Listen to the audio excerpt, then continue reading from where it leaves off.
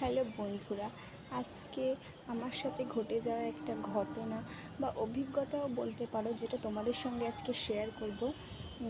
তো ফার্স্ট, একটা মেয়ে কি বাপের বাড়িতে কখনো একা যেতে পারে না। যদিও বা সে যায়, তাহলে তোমার পাড়া প্রতিবেশী বা রিলেটিভ তারা ভেবে নেবে তোমার বর তোমার সঙ্গে যায়নি, বা তোমার হাজব্যান্ড তোমার সঙ্গে যায়নি, বা তুমি তোমার হাজব্যান্ডের সঙ্গে ঝগড়া করে এসছো।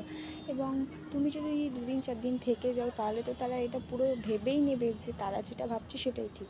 তো আমার কাছে বক্তব্য হলো যে একটা মেয়ে কি একা একা বাপের বাড়ি যেতে পারে না? তোমরাই বলো, একটা মেয়ে কি একা একা বাপের বাড়ি যেতে পারে না? তো আমার সাথে এটা হয়, তোমাদের কার কার সাথে এটা হয় প্লিজ কমেন্ট করে জানিও। তো এই পর্যন্ত ভিডিওটা, যেহেতু এটা আমার সঙ্গে হয়, সেই জন্য আমি তোমাদের সঙ্গে এটা শেয়ার করলাম।